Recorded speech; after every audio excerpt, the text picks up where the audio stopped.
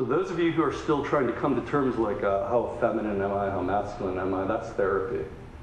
I'm personally, just humanly, absolutely uninterested in that. It's very useful for all of us to do. It's like I'm not particularly into golf, but a lot of my friends golf. Have nothing against it. What I really am motivated to do personally, just karmically, is help people manifest art through their life. And one area that has been incredibly complicated for people, especially so-called spiritual practitioners, is the realm of sexuality.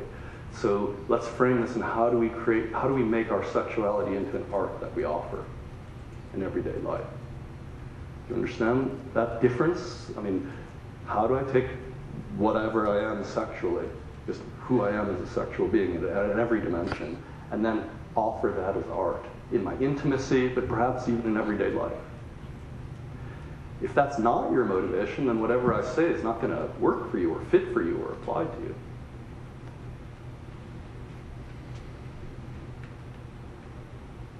So, how many people have recognized that they and their partner were light in the midst of a sexual occasion?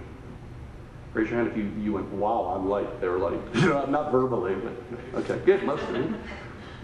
So those are these moments. I mean, you can't.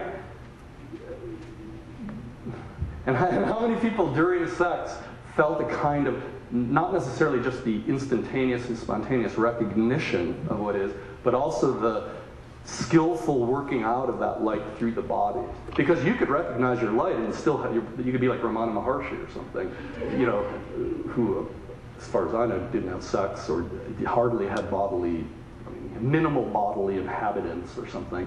So you could recognize light and have no yogic karmas at all, or even therapeutic karmas.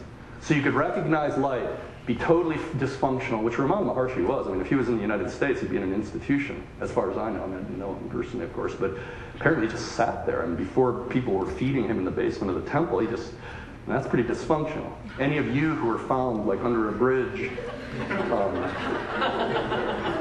you get therapy, or medication.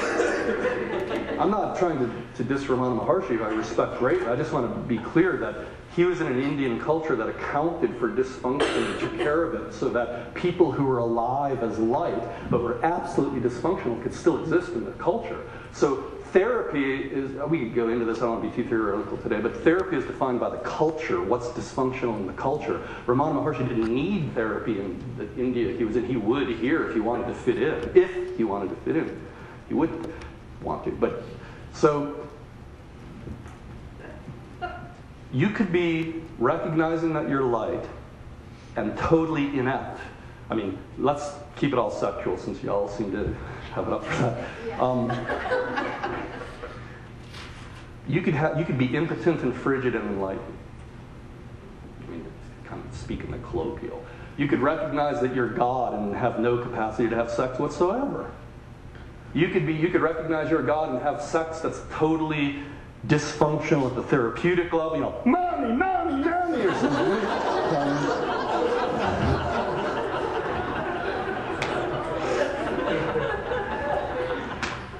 You could have sex, you could realize that you're a light and be kind of ratchety sexually. So like you're light, but just kind of like, hi.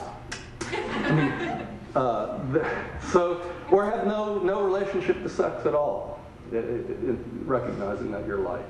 So that's really important to understand, that your function, dysfunction, your flow, and your glow are unrelated. You could glow. You could be a human who glows. People come to you and bow because you're light, and be totally dysfunctional, fucked up, need therapy, and have no yogic capacities at all. You could be incredibly yogically adept. Look across the room, people have orgasms, move energy, and need a whole lot of therapy because you can't function whatsoever, and really not know that you're light.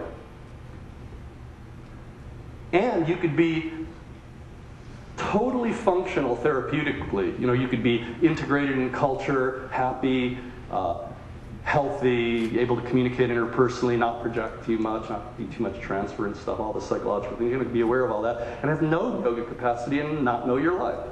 They're totally separate. There's no, you could grow in one and not the others. And this is true at every level, gross, subtle, causal. So it's really important to understand those differences, because I find that, especially amongst these kind of gatherings, they're confused.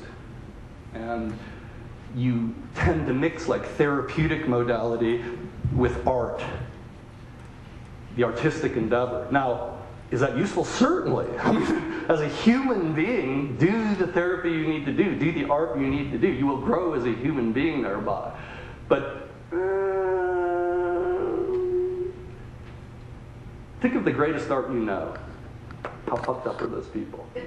Real fucked up in general. Did their art come from that? Yes. Would you have wanted them to do therapy? For their sake, perhaps, if you were concerned of them growing as a whole being. But in terms of what they offered the world, how much of that came from them taking their pain and others' pain and the incompleteness of existence and the inability to resolve everything and absolute conflict and opposition and yokely opening that so it comes out as art through the tone of voice, through the painting, through the way you're making love. So your suffering and your pleasure, it's all expressed as art. I mean, that's where most art comes from, and to do a whole lot of therapy would ruin that in the moment. You could do therapy one day and art the next day, but I mean, you don't go from a thorough assessment of the way your object relations from your childhood affect your current thing and then do art. I mean, that's madness, actually. That's kind of fascism, you know, where everyone's locked up in, but I'm getting ahead of myself. So back to sex. Therapy, yoga, spiritual practice as applied to sex.